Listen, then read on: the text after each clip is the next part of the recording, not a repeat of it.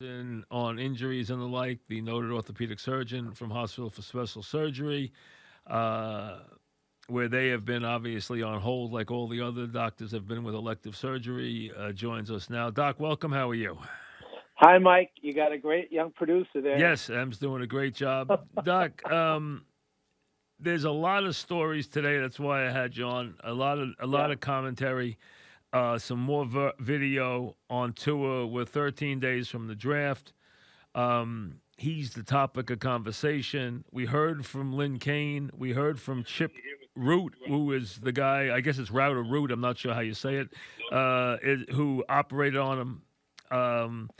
And then we heard from a noted hip specialist, Dr. Thomas Bird, hmm all basically gave pretty much glowing, very good to glowing recommendations about where he is right now. Here's an example. Lynn Kane said that Tua's both technically is progressing well, and both technically and physically and functionally, in terms of repair, he's fine. He would be cleared for all football activities. He's in normal off-season training program. Just got to get his body back in shape. I think he'll be fine. I think he'll be able to play this year. And Dr. Bird, who is, I guess, a noted hip specialist, said that he felt that the injury had healed, that they'd done a successful repair. They had done a CT scan to look at the repair. Are you Do you feel comfortable as they seem to be right now from a distance? I guess not always from a distance because two of them have examined him, that he is at least not damaged goods as he goes into this draft? Well, there's a lot of money involved here, Mike, and for these teams with a pick like this, and I'm going to poke holes in it if that's okay. Yeah, go ahead. Yeah. We didn't. I can't. I think we lost Doc for a second. Let's see if we can. Let's try to connect with him again. Can you hear Yeah, me? now we Mike? got you, Doc. Go ahead. Go ahead. Start Okay, over. I'm sorry. Go That's start over. okay. So what I'm going to do is I'm going to poke some holes. You've Okay. heard it from one side. Now I'm going to be talking as if I'm advising the owners on this, okay? Yep. Now, he's gotten the best medical care that he could possibly get. Lyle Kane, Dr. Rout, and Dr. Bird are all world-class specialists, and they did everything to put him in position to succeed. I watched the tape of him working out that was leaked, but there's a couple of things that are problematic. Number one, it's his right hip. That's the hip that he steps over to throw as a left-handed thrower, so Right. that's going to see more load than the other side. There's four different things that could be roadblocks to his success. Number one is something called avascular necrosis. That's not an important term to many people, but that's what they were worried about. The blood supply to the hip goes, and the guy ends up with needing a hip replacement. Right. The problem with that is, Mike, I've talked to a number of hip specialists. That can occur any time up till 2 years after the injury. Wow. So he's not out of the woods. Second, something called chondrolysis. Chondrolysis means that the surface of the ball isn't damaged at first, but it can lose its surface. It's like losing the icing on a cake or the ice on a skating arena. That's what happened to Bo Jackson, and that's what happens if you remember to a player of ours, George Adams, way back when, who was a great running back from Kentucky. Sure. Someplace in the Jets. That's the second thing. Third thing is he's had lower load on this side for the last couple of months, and now he's going to be ramping it up.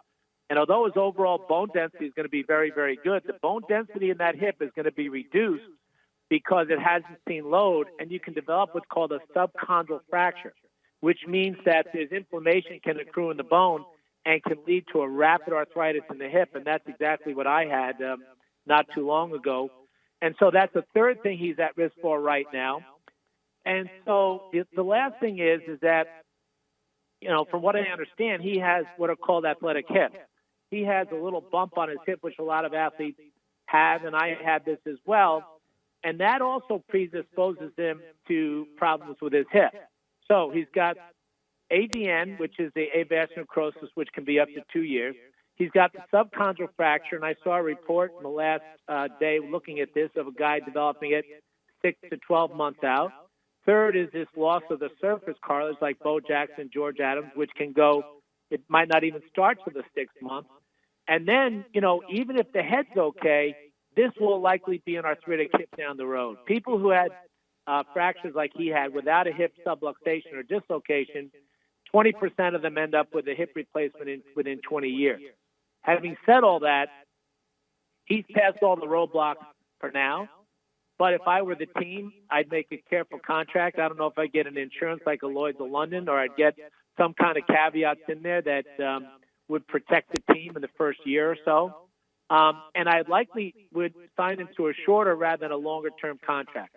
Having said all those things, as long as you advise, the owners, then it's buyer beware. I think he'll survive this. I think in the short term he'll be okay. But I think long-term would be more problematic. I'm going to say 5 to 10 years, and I would have some caveats in on the contract. Let me give you a couple things, and you react to them. Here's what Dr. Rout said. AVN happens rarely. I only see it about one patient a year. It usually shows up in the first 3 to 4 months. In my studies, every day after that, the chances get smaller and smaller. Do you agree with that? Yes, although the chances aren't zero.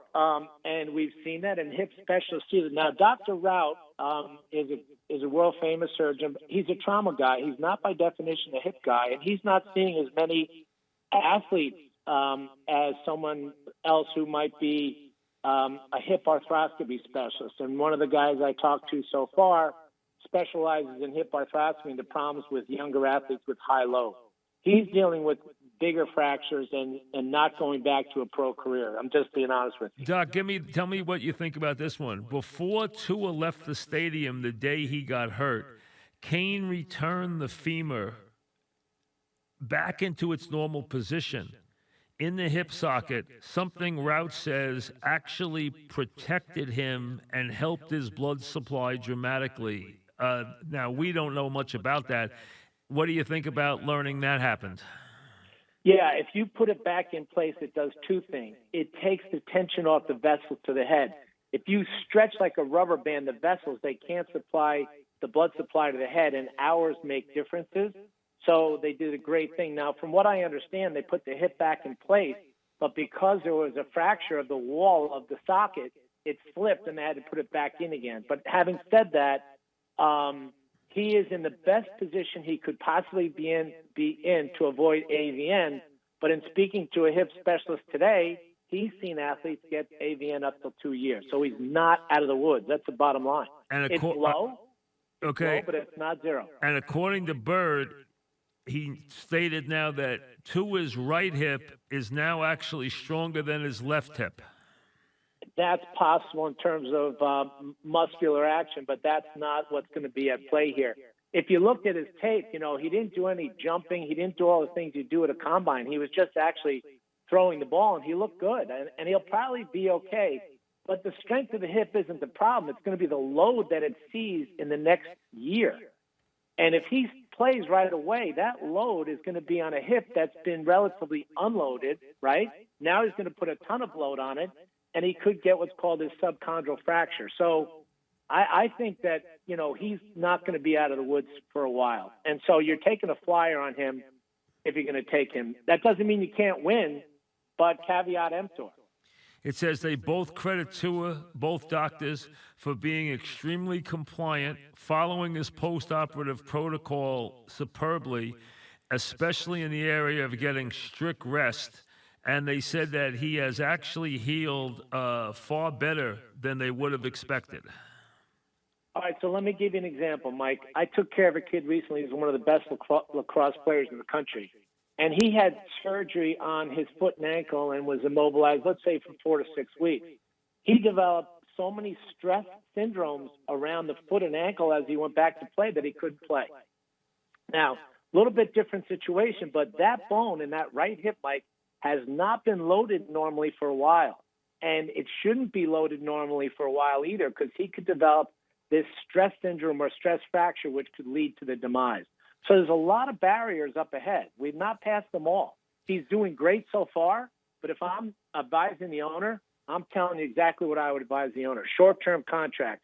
Put in some disclaimers in there about how he does and that he has to continue to hit milestones, and maybe put an escalation clause if he gets past the first year. Because if he gets past the first year, he's probably going to be okay for 5 to 10 years. Well, this is Kane. Obviously, Kane says here, I know Tua very well. I've worked on him.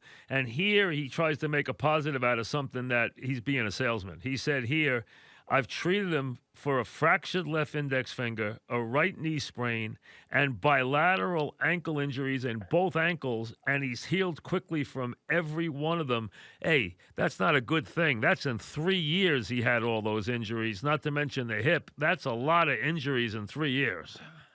It's a lot of injuries, and sometimes it reflects the playing style. Remember, he's a mobile quarterback, and so this is what you're going to be dealing with. But here's the other thing, Mike. In the last year, he's had both ankles operate on and his right hip. That has to affect the dynamics of his lower extremities in this short term.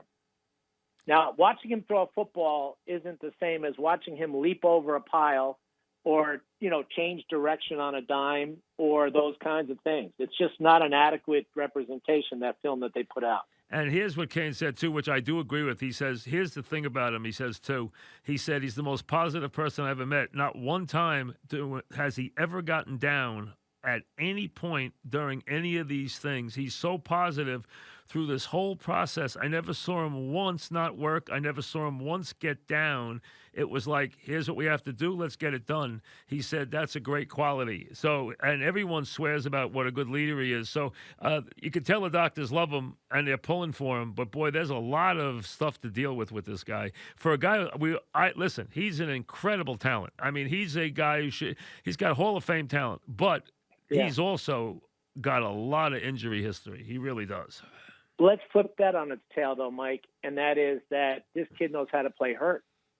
Oh, he does. No question. You and I have talked about so many guys that just can't play hurt, whether they get spooked or they worry or they just can't do it. This is a kid that can play hurt. The problem with this is if he has a problem with his hip, no matter how tough he is, he won't survive it as an athlete. That's the problem with this. How about this, Doc? Let me get you this part. That Route also said that he had to repair a portion of the labrum into his hip when he repaired the fracture. Is that a problem too? No, because of the location of the labrum tear. The labrum at the top is the one that you worry about more than the one he had, which is down towards the bottom. He also had a lucky thing in that he had an anatomical variation of where the nerve sat that can be injured with this type of injury, which leads to long-term weakness of your hip muscles. And his nerve was in an odd spot, but it worked in his favor because it wasn't damaged. You just hit it. That's the next sentence. Listen to this. The inferior gluteal nerve, a nerve that contributes to the strength of the gluteal muscles, can be damaged severely with this type of injury. But according to Rout, this nerve was located in a slightly different position and was completely intact for Tua. It never was injured. Yeah, he's extremely lucky and extremely fortunate. Like I said, he's rolling 7 so far, but he's not out of the woods. And if you're going to be spending millions of dollars on this gentleman, you're going to need to put caveats on his contract, whether that's now or, whether it's one team or whoever it is. I think you have to put some caveats in there. Well, that's because now the Lions at number 3 have put the pick up for sale, and now there's multiple teams looking to trade up. Matter of fact, we've heard already 5 different teams have evidently talked to him about trading up to number 3 for the pick for Tua. And there's even been rumors about Washington at 2, but I don't believe those. I think they will take Chase Young. But at 3, with them having Stafford and the coach needing to win, I think that Lions will be trading out of that pick. Rout said most people might not notice it, but for an athlete like him, he really regained his power very quickly. He's fully functional, and I think he will do very well. So, they're selling it. They're selling him well. I think there was an early thought that he would be a low number 1. I never believed that. Now we know he's going number 3 in the draft. I don't think there's any question he's going 3 at the latest. And, there's teams that are looking to trade up to get him, and we'll see where he goes from there. But he obviously, it hasn't hurt him because he's bounced back.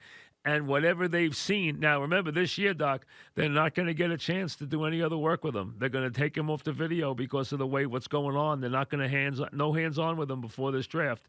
So they're going to go with what they've got now. They've gotten their information. They're going to go with what they have now, what they see on the video, and they're going to go with whatever medical records they can ascertain, and that's going to be how they pick him. You know, Mike, I would draft him. I want to be clear. I would draft him. It's just a matter of how you structure the contract here, because it's likely he'll be fine.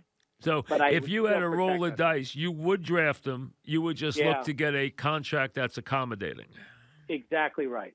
Exactly right. Because, you know, if you're a team doctor, you're representing the owner. You got to give him all the information and look at and do a risk profile of what this is going to mean. I would draft him for sure, but my contract would reflect some protection for the team. Gotcha. So, but you would take him. I would take him. Okay. I would take him, absolutely. All right, Doc. Stay well, stay safe, and enjoy your stay out there in California. We'll talk to you soon. All right, don't lose that producer. Thank you, Doc. Take care. All right. Bye-bye. Take a quick break. We'll come back with Albert Breer after this.